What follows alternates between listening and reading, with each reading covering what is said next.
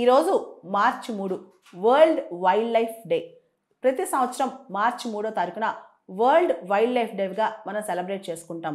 దీనికి సంబంధించి ఈరోజు వైల్డ్ యానిమల్స్, ప్లాంట్స్కి సంబంధించి అవేర్నెస్ కోసం ఎక్కువగా సెమినార్స్ కానీ లిటరేచర్ కానీ ఈ రోజున స్ప్రెడ్ చేస్తారనమాట. అసలు ఈ వరల్డ్ వైల్డ్ లైఫ్ డే ఎందుకు మార్చి 3వ తారీఖే సెలబ్రేట్ చేసుకుంటారు? CITES, CITES, convention on international trade in endangered species of wild flora and fauna. ఈ సైట్స్, ఈ కన్వెన్షన్ అనేది 1973లో 1973లో ఇదే రోజు సైన్ అయిందనమాట. దాంతో ప్రతి సంవత్సరం ఈ రోజున మార్చి 3వ తారీఖున 2013 నుంచి కూడా ఐక్యరాజ్య సమితి వాళ్ళు మార్చి 3వ తారీఖున ఈ వరల్డ్ వైల్డ్ లైఫ్ డేగా సెలబ్రేట్ చేసుకుంటున్నారు. ఈ 2025 world wildlife day theme ఏంటంటే wildlife conservation finance, investing in people and planet.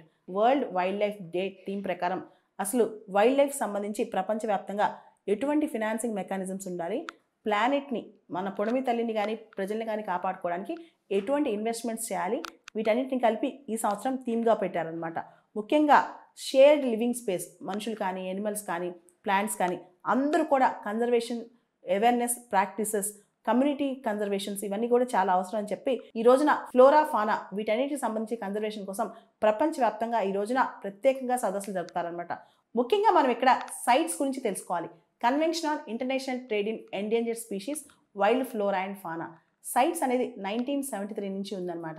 Sites ముఖ్యంగా ఏదైతే wild flora, fauna endangered species ఉన్నాయో వాటి యొక్క వాణిజ్యం, వాటి యొక్క ట్రేడ్ అనేది వాటి యొక్క జీవనానికి థ్రెటన్ కాకుండా ఉంటాం.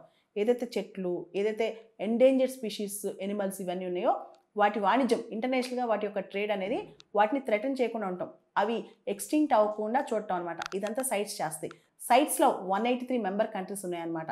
ఇప్పుడు ఈ world wildlife day UN వాళ్ళు మరియు సైట్స్ వాళ్ళు కలిపి సెలబ్రేట్ చేస్తారు. కాంపిటేటివ్ ఎగ్జామ్ సంబంధించి ప్రత్యేకంగా సివిల్ సర్వీసెస్ ఎగ్జామ్ సంబంధించి ఏ ఆప్షన్ చూస్ చేసుకోవాలి, ప్రిపరేషన్ ఎప్పుడు స్టార్ట్ చేయాలి, ఏ బుక్స్ రిఫర్ చేయాలి, ఇలాంటి డౌట్స్ ఉంటే CSBIS అకాడమీని కాంటాక్ట్ అవ్వచ్చు. దీనికి సంబంధించి నా పర్సనల్ అపాయింట్మెంట్ ఈ వీడియో పైన డిస్ప్లే అవుతున్న కాంటాక్ట్ నెంబర్కి ఫోన్ చేసి తీసుకోవచ్చు.